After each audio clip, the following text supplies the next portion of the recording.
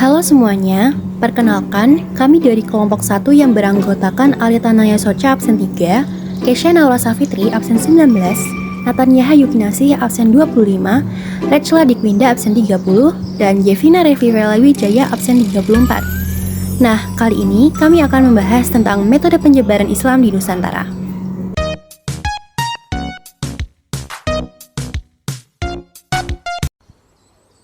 Sejarah Islam di Indonesia telah melewati perjalanan yang panjang dan kaya akan pengaruh budaya, sosial, dan politik. Islam diyakini telah masuk di bumi Nusantara ini sejak abad ke-7 Masehi. Islam masuk melalui pantai barat Sumatera, tepatnya di Barus. Bukti yang menyebutkan Islam masuk pada abad ke-7 diantaranya ditunjukkan oleh berita di China dari zaman dinasti Tang. Dijelaskan dalam catatan tersebut bahwa pada tahun 674 Masehi terdapat perkampungan bernama Barus atau Fansur yang dihuni oleh orang-orang Arab yang memeluk ajaran Islam. Bukti lain yang menguatkan masuknya Islam pada abad ke-7 adalah makam Mahligai. Komplek makam tua ini berada di atas bukit dan sekitar 215 pasang nisan. Dalam komplek makam tersebut terdapat satu nisan bertuliskan Syekh Rukunuddin wafat tahun 672 Masehi atau 48 Hijriah. Artinya, hanya selisih satu abad setelah kelahiran Nabi Muhammad SAW. Komplek makam Mahligai memiliki luas mencapai 3 hektar. Di sini terdapat makam Syekh Imam Khatil Muazzam Syah Biktibai, Syekh Samsuddin bin Biladil Fansyuri dari negeri Fansyuri, Syekh Zainal Abidin, Syekh Ilyas, dan Syekh Samsuddin, serta makam-makam lain pengikutnya. Selain makam, bukti masuknya Islam juga terdapat benda-benda kuno bersejarah seperti perhiasan, mata uang dari emas, perak, prasasti, dan fragmen arca.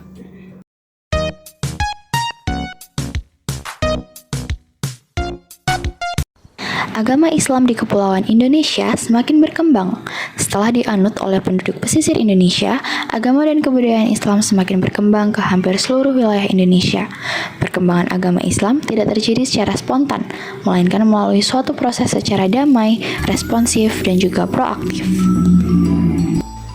Oleh karena itu, masyarakat Indonesia yang belum menganut Islam mudah tertarik dengan agama dan kebudayaan Islam. Banyak cara yang dilakukan untuk menyebarkan agama dan kebudayaan Islam, antara lain melalui cara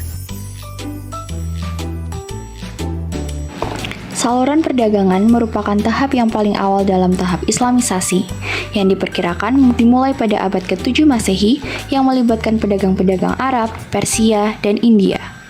Menurut Tome Pires, sekitar abad ke-7 sampai abad ke-16, lalu lintas perdagangan yang melalui Indonesia sangat ramai. Dalam agama Islam, siapapun bisa sebagai penyebar Islam. Sehingga hal ini menguntungkan karena mereka melakukannya sambil berdagang. Pada saluran ini, hampir semua kelompok masyarakat terlibat, mulai dari raja, birokrat, bangsawan, masyarakat kaya, sampai menengah ke bawah. Proses ini dipercepat dengan runtuhnya kerajaan-kerajaan Hindu dan Buddha.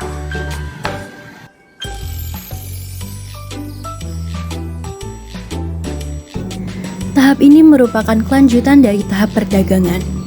Para pedagang yang datang lama-kelamaan menetap dan terbentuklah perkampungan yang dikenal dengan nama Pekojan. Tahap selanjutnya, para pedagang yang menetap ada yang membentuk keluarga dengan penduduk setempat dengan cara menikah. Misalnya, Raden Rahmat atau yang biasa kita kenal dengan nama Sunan Ampel dengan Nyai Manila. Mengingat pernikahan Islam dengan agama lain ini tidak sah, maka penduduk lokal yang akan dinikahi harus memeluk Islam terlebih dahulu.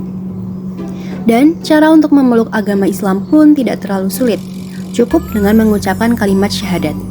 Penyebaran agama Islam dengan saluran ini berjalan lancar mengingat akan adanya keluarga muslim yang menghasilkan keturunan-keturunan muslim dan mengundang ketertarikan penduduk lain untuk memeluk agama Islam.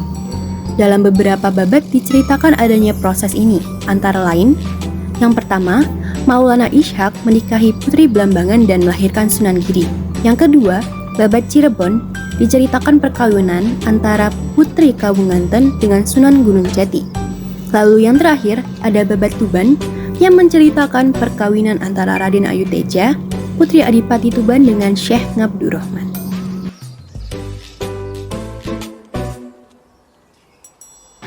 Kekuasaan raja memiliki peranan sangat besar dalam penyebaran agama Islam di Indonesia. Ketika seorang raja memeluk Islam, maka secara tidak langsung rakyat akan mengikuti. Dengan demikian, setelah agama Islam mulai tumbuh di masyarakat, kepentingan politik dilaksanakan melalui perluasan wilayah kerajaan yang diikuti dengan penyebaran agama. Contohnya, Sultan Demak yang mengirimkan pasukannya di bawah Fatahillah untuk menduduki wilayah Jawa Barat dan memerintahkan untuk menyebarkan agama Islam.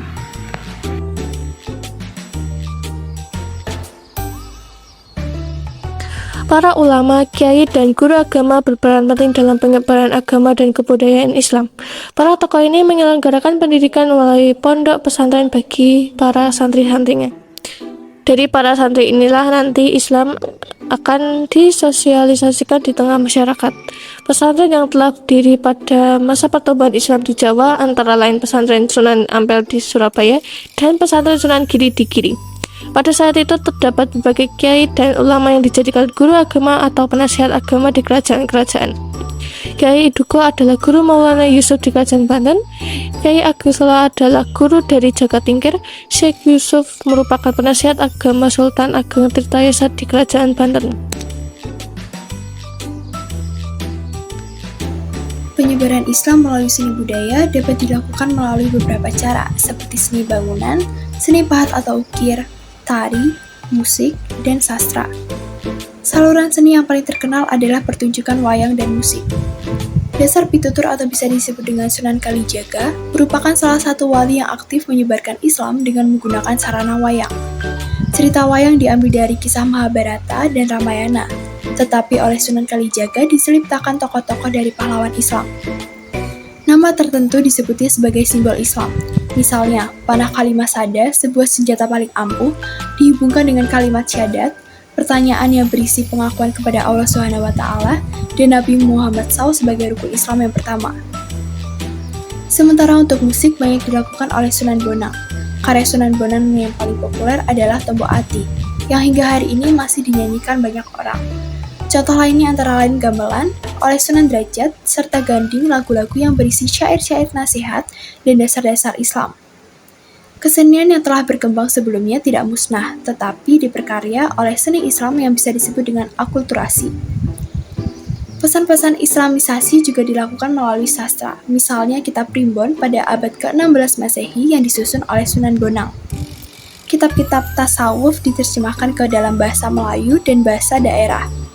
Babat dan hikayat juga ditulis dalam bahasa daerah dengan huruf daerah dan Arab. Penyebaran Islam juga tidak dapat dilepaskan dari peranan para wali. Ada 9 wali yang menyebarkan Islam yang dikenal dengan cara berdakwah yang bisa disebut dengan Wali Songo. Mereka dikenal telah memiliki ilmu serta penghayatan yang tinggi terhadap agama Islam. Berikut yang termasuk Wali Songo. Yang pertama, Maulana Malik Ibrahim atau Sunan Gresik berasal dari Persia. Yang kedua Sunan Ampel atau Raden Rahmat. Yang ketiga Sunan Derajat atau Syarifuddin, putra Raden Rahmat. Yang keempat Sunan Bonang atau Mahdun Ibrahim, putra Raden Rahmat. Yang kelima Sunan Giri atau Raden Paku, murid Sunan Ampel. Yang keenam Sunan Kalijaga atau Joko Said. Yang ketujuh Sunan Kudus atau Jafar Siddiq. Yang ke-8 Sunan Muri atau Raden Umar Said, dan yang terakhir Sunan Gunung Jati atau Syarif Hidayatullah. Peranan para wali dalam penyebaran agama Islam sangat besar. Mereka menyebarkan agama Islam dengan cara bijaksana dan damai. Dengan cara tersebut, ajaran Islam mudah diterima oleh masyarakat. Peranan mereka diantaranya menjadi guru agama atau penasihat raja dan mengembangkan budaya setempat yang disesuaikan dengan unsur Islam.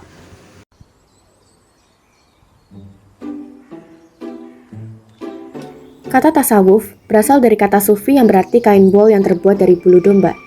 Tasawuf adalah ajaran untuk mengenal dan mendekatkan diri kepada Allah sehingga memperoleh hubungan langsung secara sadar dengan Allah dan memperoleh ridhonya. Saluran tasawuf berperan dalam membentuk kehidupan sosial bangsa Indonesia. Hal ini karena sifat tasawuf yang memberikan kemudahan dalam pengkajian ajarannya karena disesuaikan dengan alam pikiran masyarakatnya. Bukti-bukti mengenai hal ini dapat diketahui dari sejarah Banten, babat tanah Jawi, dan hikayat raja-raja Pasai. Ajaran tasawuf ini masuk ke Indonesia sekitar abad ke-13, tetapi baru berkembang pesat sekitar abad ke-17, dan mazhab yang paling berpengaruh adalah mazhab Syafi'i. Tokoh-tokoh tasawuf di Indonesia antara lain Hamzah Fansuri, Syamsuddin As-Sumatrani, Nur al-Din al-Raniri, Abdul al-Rauf, Syekh Siti Jenar, dan Sunan Bonang.